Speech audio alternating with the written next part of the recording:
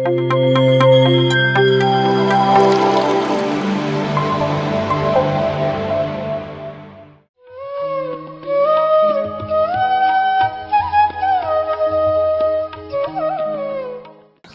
ಆತ್ಮಬಂಧುಗಳಿಗೆ ನಮಸ್ಕಾರ.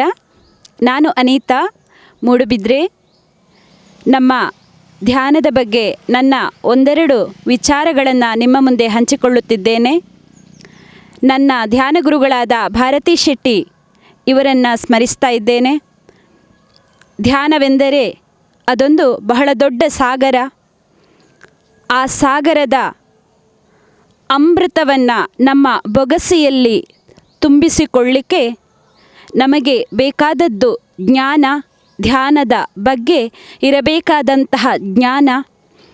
ಈ ಜ್ಞಾನವನ್ನು ನಾನು ನನ್ನ ಗುರುಗಳಿಂದ ಪಡೆದುಕೊಂಡಿದ್ದೇನೆ ಅಂತ ಹೇಳಲಿಕ್ಕೆ ನಾನು ಹೆಮ್ಮೆ ಪಡುತ್ತೇನೆ.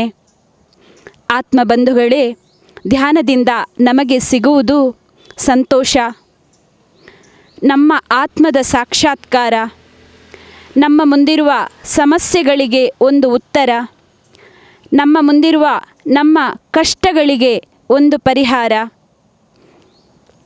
ನಮ್ಮ ಕಷ್ಟಗಳಿಗೆ, ನಮ್ಮ ಸಮಸ್ಯೆಗಳಿಗೆ ನಮ್ಮ ಮುಂದೆಯೇ ಪರಿಹಾರ ಇದೆ ಅನ್ನೋದಾದರೆ ಅದು ಧ್ಯಾನದಿಂದ. ಹಾಗಿರುವಾಗ ನಾವೇಕೆ ಇದರಿಂದ ದೂರ ಸರಿಯಬೇಕು?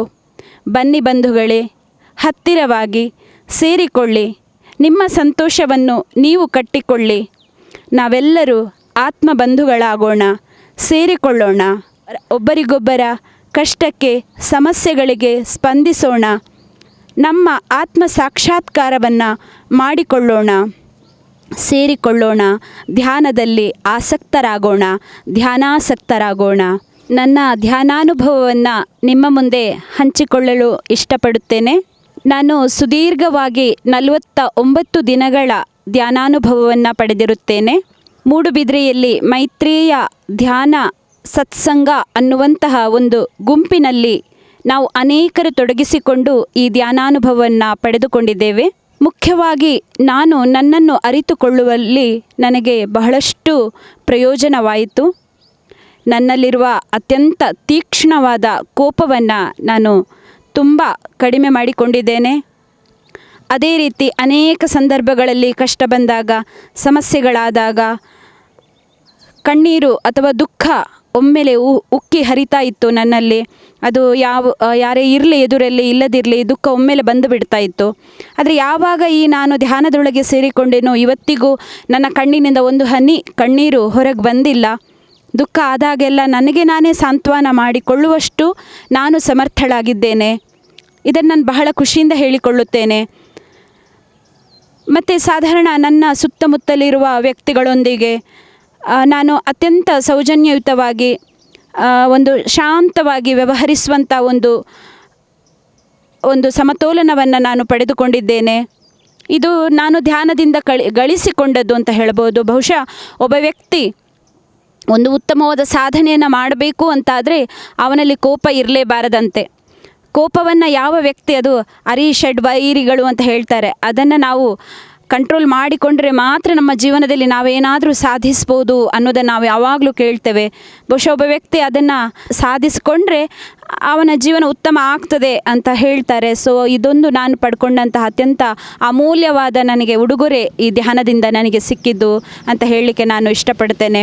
ಬಹುಶಃ ಇದಕ್ಕಾಗಿ ನಾವು ಹೆಚ್ಚು ಸಮಯ ಕೊಡಬೇಕು ಅಂತ ಇಲ್ಲ, ಅಥವಾ ನಮ್ಮ ದಿನನಿತ್ಯದ ಕೆಲಸ ಕಾರ್ಯಗಳ ನಡುವೆಯೂ ನಾವು ಧ್ಯಾನಾಸಕ್ತರಾಗಬಹುದು. ಎಲ್ಲೋ ಒಂದು ಕಡೆ ಒಂದು ಬಿಡುವಿನ ವೇಳೆ ಇರ್ಬೋದು, ಕೂತ್ಕೊಂಡು ನಮ್ಮ ಸಮಯವನ್ನು ಎಲ್ಲೂ ಕೂತ್ಕೊಳ್ಬೋದು. ಅಲ್ಲೇ ಕೂತ್ಕೊಳ್ಬೇಕು, ಇಲ್ಲೇ ಕೂತ್ಕೊಳ್ಬೇಕು ಅನ್ನುವಂಥದ್ದೇನೂ ಇಲ್ಲ.